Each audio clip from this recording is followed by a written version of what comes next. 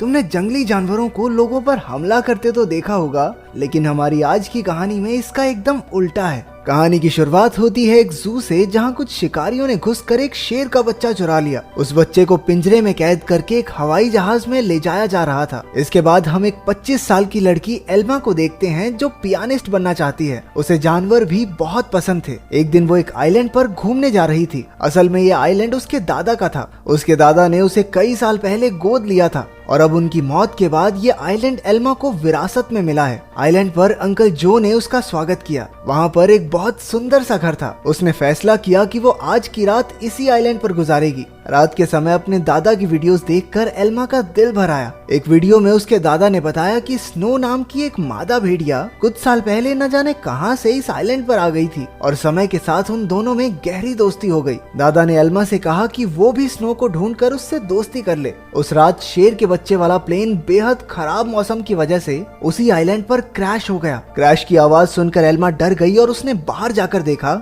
लेकिन वो आइलैंड बहुत बड़ा था तो उसे कुछ नहीं मिला।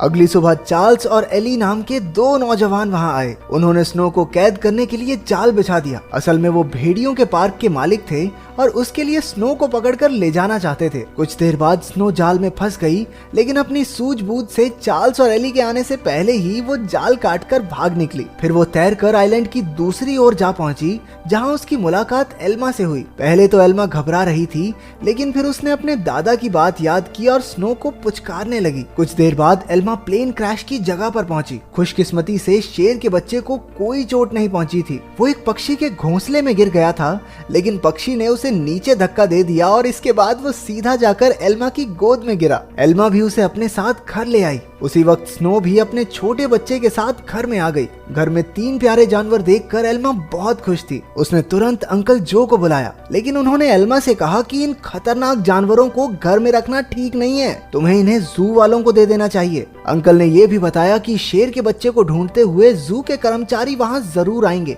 और हुआ भी बिल्कुल वैसा ही। अगले दिन एनिमल कंट्रोल वाले वहां पहुंच गए। वो जानती थी कि जू वाले कितने बेरहम होते हैं, इसलिए उसने फैसला किया कि वो उन्हें जानवरों के बारे में कुछ नहीं बताएगी। उसने झूठ कह दिया कि उसने किसी शेर के बच्चे को नहीं देखा। घर लौटकर उसने देखा कि स्नो अपने बच्चे के साथ साथ शेर के बच्चे को भी दूध पिला रही थी। उसे बेहद खुशी हुई, क्योंकि अब स्नो दोनों बच्चों का ख्याल रख रही थी। जैसे जैसे दिन बीतते गए, दोनों बच्चों में दोस्ती बढ़ती रही। एल्मा ने भेड़िए के बच्चे का नाम जैक रखा और शेर के बच्चे का नाम ड्रीमर। उधर अंकल जो को चिंता थी कि ये जंगली जानवर एल्मा को कोई नुकसान न पहुंचा दें, लेकिन इसी तरह कुछ महीने गुजर गए और अब दोनों बच्चे थोड़े बड़े हो चुके थे। एल्मा उन्हें आइलैंड पर घुमाने ले जाती और अपने दादा की मनपसंद जगह पर उनके साथ खेलती भी थी। बदकिस्मती से एक दिन जब एल्मा पियानो के एक ऑडिशन के लिए गई थी, तो पीछे से वो भेड़िए के पार्क वाले आइलैंड पर घुस गए। इस बार वो स्नो को कैद करके अपने साथ ले ही गए। उधर एल्मा का सिलेक्शन भी हो गया और वो बेहद खुश थी, लेकिन जब वो घर लौटी तो उसके होश उड़ गए। उसके घर का सारा सामान बिखरा हुआ था, क्योंकि दोनों बच्चे भूख की वजह से परेशान हो गए थे। एल्मा ने स्नो को ढूंढने के लिए पूरा आइलैंड छान मारा, लेकिन स्नो तो वहाँ थी ही नहीं। अब उसे ही बच्चों का पेट भरना था, इसलिए उसे ना चाहते हुए भी अपनी पियानिस्ट की नौकरी छोड़नी पड़ी। एक दिन अंकल जो फिर से वहाँ आए और खूंखार जानवरों को अब तक वहाँ देखकर गुस्से से भर गए। उसने एल्मा से उसी वक्त जानवरों को जू में भेजने को कहा, लेकिन एल्मा ने उन्हें समझाया कि उसके दादा की यही इच्छा थी कि वो जानवरों के साथ रहे, और फिर जू में न जाने इन मासूमों पर कितने अत्याचार होंगे। आखिरकार अंकल जो भी मान गए और एल्मा को गले से लगा लिया। अब उनका सारा समय जानवरों को खाना खिलाने और उनका पूरा ध्यान रखने में जाता था। एल्मा को जैक और ड्रीमर से बहुत प्यार था और बदले में जानवर भी उस पर जान छिड़कते थे। देखते ही देखते 1 साल गुजर गया और अब दोनों जानवर बड़े हो गए थे। अंकल जो शहर से उनके लिए मांस लाया करते थे, लेकिन उनके पास जाने में उन्हें डर लगता था। उन्होंने फिर से एल्मा को समझाया कि इनके साथ रहना खतरे से खाली नहीं है, लेकिन एल्मा किसी कीमत पर उन्हें छोड़ने को तैयार ही नहीं थी। एक दिन एक माँ बेटी कश्ती में आइलैंड के नजदीक आए। उन्हें देखकर जैक उनके पास जाने लगा। जैसे ही एल्मा ने ये सब देखा, वो जैक को रोकने के लिए भागी, लेकिन वो एक पत्थर से टकराकर नीचे गिर गई और उसके सर में चोट लगने की वजह से वो उसी वक्त बेहोश भी हो गई। वो माँ बेटी ये सब नहीं देख पाई और वापस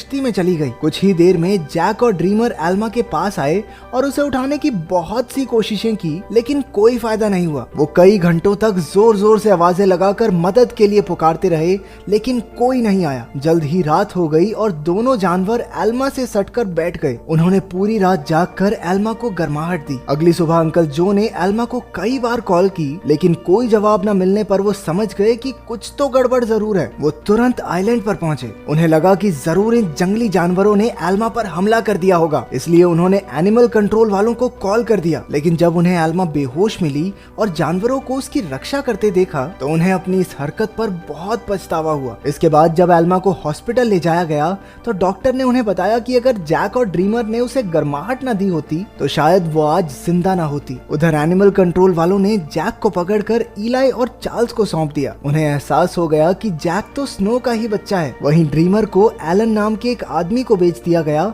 जो एक जू चलाता था। एलन बहुत बेरहम आदमी था जो अक्सर अपने जानवरों को पीटा करता था, लेकिन अपने बाप से बिल्कुल उल्टा उसका बेटा रैफा बहुत नरम दिल का था। जल्द ही उसकी दोस्ती ड्रीमर से हो गई, लेकिन कुछ ही दिनों में बेचारे ड्रीमर को कई नशीली दवाइयां देकर सर्कस में करतब करने के लिए मजबूर किया जाता। ड्रीमर ने अब तक की अपनी जिंदगी मजे से आइलैंड पर गुजारी थी, लेकिन इन बेरहम लोगों ने उस पर काफी बुरा असर डाला, इसलिए राफा अक्सर उसके पास उसे शांत करने जाया करता। उधर हॉस्पिटल में एल्मा ने होश में आते ही जैक और ड्रीमर के बारे में पूछा। अंकल जो ने भारी दिल के साथ उसे सब सच बता दिया। जैसे ही एल्मा हॉस्पिटल से बाहर आई वो सीधा एनिमल कंट्रोल के दफ्तर में पहुंची। उसे पता चला कि जैक को तो भेड़ियों के पार्क में भेज दिया है और ड्रीमर को उन्होंने एक सर्कस ग्रुप को दे दिया था। ये सुनते ही वो गुस्से से भर गई और ऑफिसर पर चिल्लाने लगी, लेकिन अंकल जो ने उसे शांत किया। कुछ समय बाद एल्मा ने एली को फोन करके जैक के बारे में पूछा। एली ने बताया कि जैक बहुत खुश है और यहाँ उसके कुछ दोस्त भी बन गए हैं। इससे एल्मा को थोड़ी तसल्ली मिली,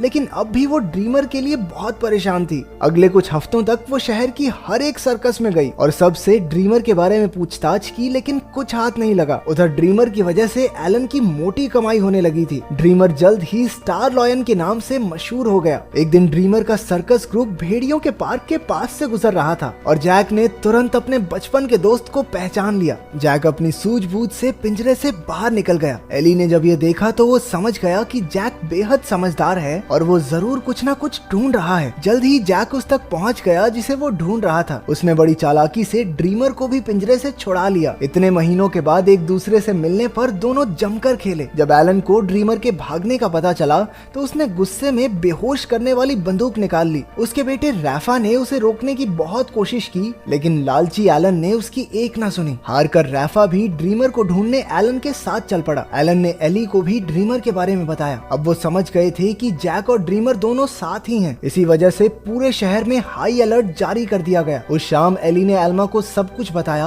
और कहा कि एनिमल कंट्रोल वाले दोनों जानवरों के पीछे पड़े हैं। ये सुनकर एल्मा घबरा गई, लेकिन एली ने बताया कि उन्होंने जैक के शरीर में एक ट्रैकर फिट किया था। जैक और ड्रीमर की आखिरी लोकेशन एक जंगल के आसपास थी। अब एल्मा और एली ने मिलकर जानवरों को ढूंढने का फैसला किया। उधर दोनों जानवर शहर में खुलेआम घूम रहे थे, इसलिए पुलिस ने शूट एट साइट के ऑर्डर्स दे दिए। बाद में दोनों जानवर फिर से जंगल में पहुंच गए, जहां एलन और रफा ने उन्हें देख लिया। लालची एलन ने ड्रीमर पर अपनी ट्रैंकुलाइजर गन से हमला कर दिया, लेकिन उसी वक्त जैक बीच में आ गया और अपने दोस्त के बदले खुद गोली का शिकार हो गया। बेचारा जैक तो उसी वक्त बेहोश हो गया, जबकि ड्रीमर को वहां से भागने का मौका मिल गया। उसके भाग जाने के बाद रफा ने तुरंत जैक का ट्रैकर हटाकर उसे एक दवाई दे दी, जिससे बेहोशी की गोली का असर खत्म हो जाए। कुछ देर बाद बाप बेटा एक बार में पहुंचे और एली और एल्मा भी एक ट्रैकर के जरिए उन तक पहुंच गए। एलन ने उनसे कहा कि उसके पास कोई ट्रैकर वगैरह नहीं है और उन्हें बाहर भेज दिया, लेकिन समझदार रैफा ने बाथरूम का बहाना बनाकर एली और एल्मा को सब सच बता दिया।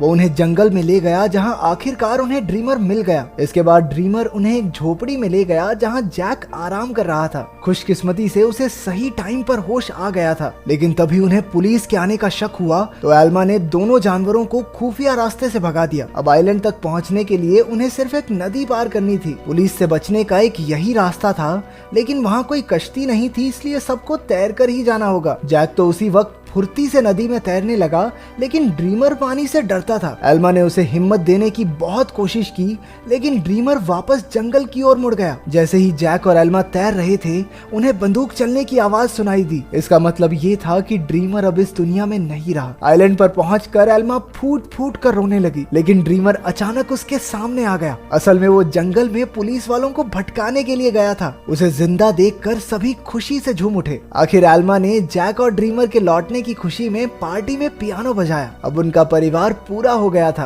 अंत में एल्मा ने सबको अपने प्यारे जानवरों की कहानी बताई, जिससे सभी लोगों के दिल भर आए और वो तीनों खुशी खुशी फिर से एक साथ रहने लगे।